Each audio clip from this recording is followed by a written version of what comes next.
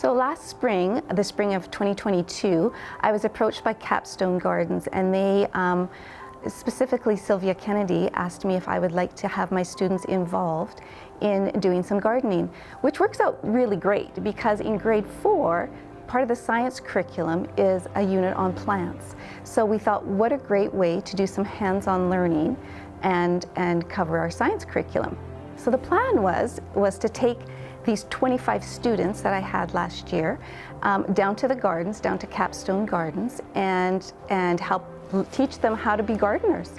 So it was introducing them to a brand new community, a community of gardeners, which was pretty exciting. So that's how we got started. I'm Melanie Beebe. I'm the grade 4 and this year grade 5 French immersion teacher at École Oriole Park. So we needed to get prepared for a gardening experience. So that involved what should we take to the garden? What does that look like to be a gardener? What do we wear? How do we get there? So in the end, the getting there was walking. And so that walk from École Oriole Park to where we needed to get to in the garden was a round trip of about 5.8 kilometers. So these students are 9 and 10 years old. So a 5.8 kilometer round trip is a big walk. That's a big afternoon walk. I'm Carla Felberg. I'm the community liaison worker. I got to build a relationship with the teacher and the volunteers that were in there and help them guide the children with resources, so providing storybooks on, perseverance and grit. When the teacher came to me and said, how am I going to get these children to walk down that hill garden all afternoon and walk back up the hill? And so I provided a storybook that talked about all the great things that you get from that and how you build strength. And when we got to the garden, we were always greeted really warmly. We were always greeted like, we're happy to see you, we're happy you're here. So the kids really felt like that they were being welcomed into the garden. And I think children, like adults, they want to feel valued. They want to feel important. They want to have connections. They want to feel like they're part of something.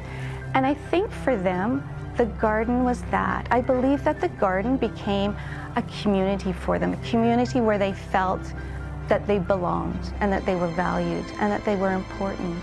And through that, they just blossomed. So really, like flowers in the garden, I saw 25 students blossom in the garden. It was really wonderful. So to prep the kids to get ready for the garden, we created journals. We wanted to have gardening journals because we wanted to document some of the things that we were going to learn at the garden. We wanted to be able to do some sketching at the garden. We wanted to be able to, we took them to the garden with us every single day because when we got there, sometimes we would sketch what we saw in the distance, and the next time we would sketch what we saw up closer. And so we had those journals to document some of our experiences in the garden. So that was one way that we prepped for the garden. The other thing I think that my students really felt really empowered is that they were actually helping people of Red Deer. They were helping feed people in Red Deer. When you're 9 and 10 years old and feel like you actually make a difference in the world, that's hugely empowering. They really felt empowered that they could make a difference. And that's all through the garden, because all of the food that was raised in the garden was given to the food bank or the mustard seed. So my students felt like, wow, I can make a difference in the world. And they can. And I think for them, that was a real realization. So I saw that as a whole class. I really did. And what are you supposed to say? Merci à tout le monde. Thank you to Capstone Garden for inviting us to come to the garden. Good job. We applied for a contest, and we actually won a national contest through Canadian Geographic, and it was the Queen's Jubilee Classroom Challenge, and we won it for all of Canada. And so then the kids were acknowledged for their work that they did in the garden, because part of winning that contest was having to research native plants and flowers of Alberta. And the second part was very much about educating others, learning about plants, educating others about plants, and they were acknowledged for their work that they were doing in the garden, which is pretty, who doesn't want to be acknowledged for the work that you do? So they were pretty excited about that. They did hard things. They did hard things at the garden. They carried big, huge planters filled with soil. They couldn't carry it with one person. They couldn't carry it with two people. They took 4 and 5 people to take these big, huge planters that were filled with soil and carry them to different parts of the garden. So they learned how to work cooperatively and in a team.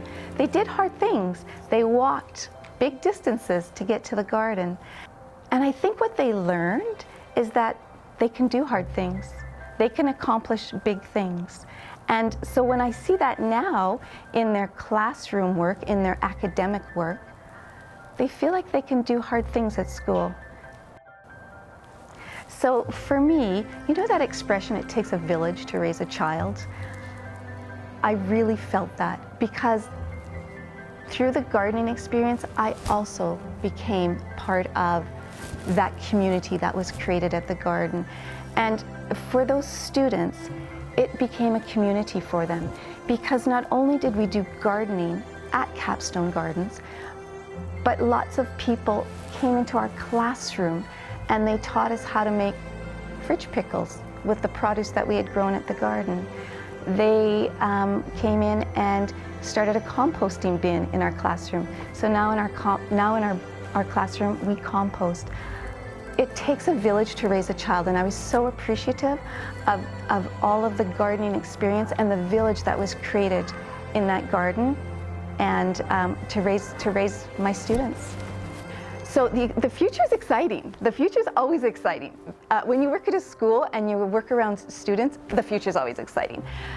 So there's a garden that's in process, just outside my window, actually, in the corner of the schoolyard, right at Oriole Park. So next spring, I think we'll be getting our hands dirty just outside the classroom in the Oriole Park School Garden. And what that's going to look like, I think the sky's the limit. The sky's the limit, because when you have a garden at school, can you imagine the things that the students will be able to do with that?